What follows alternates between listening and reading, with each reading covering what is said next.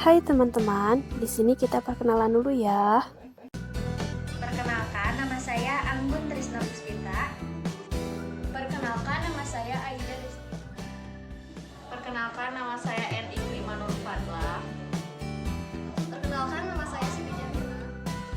Perkenalkan, nama saya Hesti Anggraeni. Assalamualaikum warahmatullahi wabarakatuh.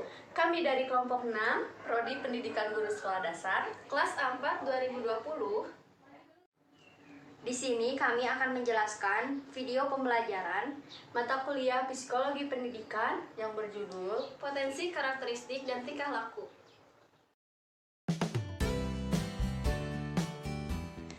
Pengertian potensi. Potensi siswa adalah kapasitas atau kemampuan dan karakteristik sifat individu yang berhubungan dengan sumber daya manusia, yang memiliki kemungkinan dikembangkan atau menunjang pengembangan potensi lain. Potensi itu meliputi potensi fisik, intelektual, kepribadian, minat, potensi moral, dan religius. 1. Potensi fisik. Kondisi kesehatan fisik dan keberfungsian anggota tubuh diperoleh melalui pemeriksaan medis yang dilakukan oleh tenaga medis dan observasi perilaku dalam mengikuti aktivitas pembelajaran oleh guru. 2. Potensi intelektual.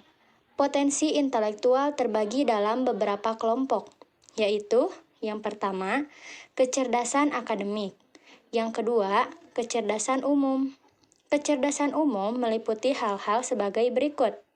Pertama, kemampuan menghadapi dan menyesuaikan diri terhadap situasi baru secara cepat dan tepat. Yang kedua, memecahkan masalah. Yang ketiga, menciptakan produk di lingkungan yang kondusif dan alamiah. Yang keempat, kecenderungan untuk menetapkan dan mempertahankan tujuan tertentu. Dan yang terakhir, kemampuan mengkritik diri sendiri. 3. Kemampuan khusus atau bakat. Kemampuan khusus atau bakat meliputi: pertama, kemampuan verbal kebahasaan. Kedua, kemampuan logis matematis. Ketiga, kemampuan seni. Keempat, kemampuan tilikan ruang. Kelima, kemampuan badaniah kinestetik. Keenam, kemampuan musik. Ketujuh, kemampuan antar pribadi, dan yang terakhir adalah kemampuan kealaman. Selanjutnya, yang keempat, ada kreativitas. Kreativitas meliputi beberapa hal. Yang kesatu, memiliki dorongan ingin tahu yang besar. Yang kedua, sering mengajukan pertanyaan. Yang ketiga, memiliki banyak gagasan. Yang keempat, bebas dalam menyatakan pendapat. Yang kelima, memiliki rasa keindahan. Yang keenam, menonjol dalam salah satu bidang seni. Yang ketujuh, memiliki pendapat sendiri dan mampu mengungkapkannya. Yang kedelapan, memiliki rasa humor tinggi. Yang kesembilan, daya imajinasi yang kuat. Yang kesepuluh, orisinalitas. Yang kesebelas, dapat bekerja sendiri. Yang kedua belas, senang mencoba hal-hal baru. Yang ke-12, mampu mengembangkan dan memerinci gagasan.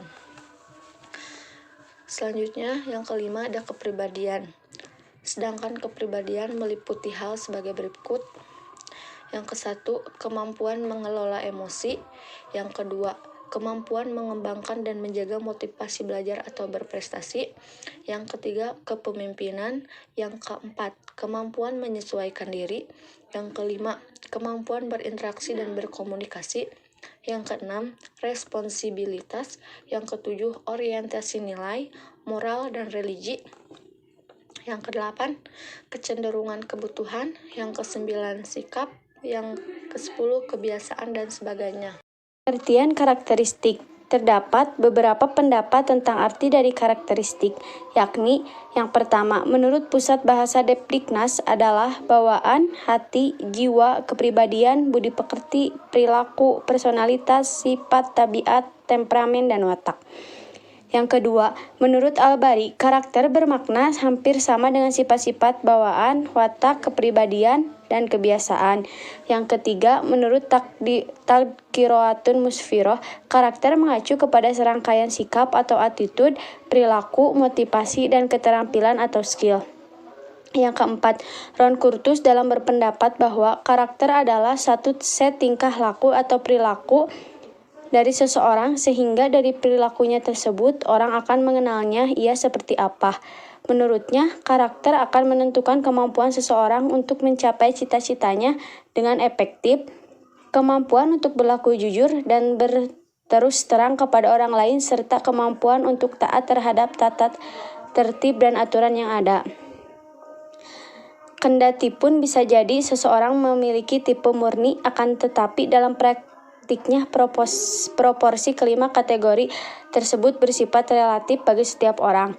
Kata karakter berasal dari kata Yunani yaitu karakter, semula digunakan tanda terkesan atas koin. Ada pula yang memaknai tumor atau menandai dan memfokuskan bagaimana mengaplikasikan nilai kebaikan dalam bentuk tindakan atau tingkah laku, sehingga orang yang tidak jujur, kejam, rakus, dan perilaku jelek lainnya dikatakan orang berkarakter jelek. Sebaliknya, orang yang perilakunya sesuai dengan kaidah moral disebut dengan berkarakter mulia. Setiap individu memiliki ciri, yaitu sifat bawaan atau heredity, dan karakteristik yang diperoleh dari pengaruh lingkungan sekitarnya. Ahli psikologi berpendapat bahwa kepribadian dibentuk oleh perpaduan faktor bawaan dan faktor lingkungan. Karakteristik bawaan, baik yang bersifat biologis maupun psikologis, dimiliki sejak lahir. Apa yang dipikirkan, dikerjakan, atau dirasakan seseorang atau merupakan hasil perpaduan antara apa yang ada di antara faktor-faktor biologis yang diwariskan dan pengaruh lingkungan sekitarnya. Tanpa memedulikan umur seorang anak, karakteristik pribadi yang dibawa ke sekolah terbentuk dari pengaruh lingkungan. Hal itu berpengaruh cukup besar terhadap keberhasilan atau kegagalannya di sekolah dan pada masa-masa perkembangan selanjutnya. Karakteristik yang berkaitan dengan perkembangan faktor biologis cenderung lebih bersifat tetap atau ajeg, sedangkan karakteristik yang berkaitan dengan faktor psikologis lebih mudah berubah karena dipengaruhi oleh pengalaman dan lingkungan. Karakter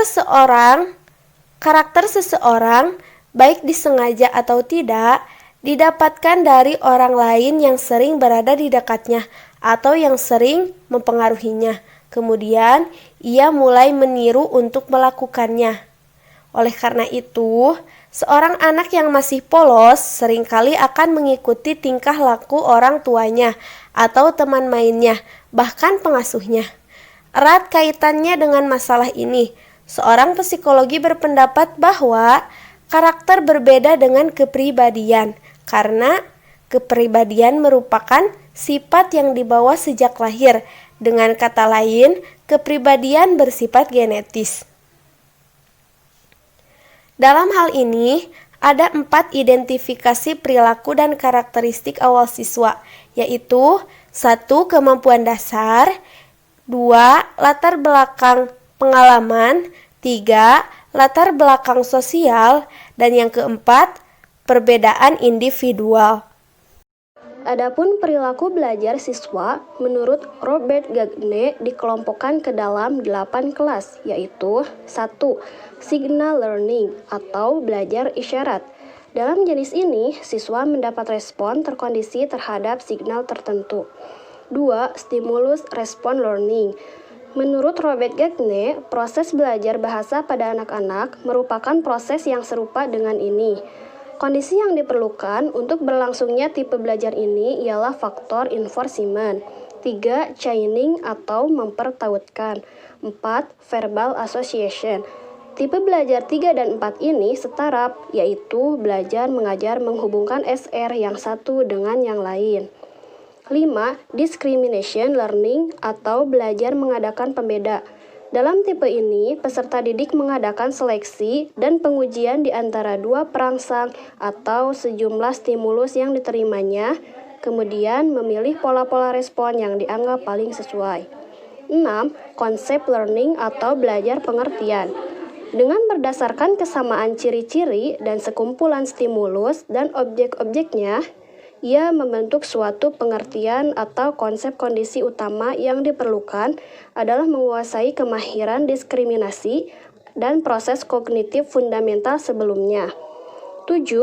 Rule learning atau belajar membuat generalisasi, hukum, dan kaidah.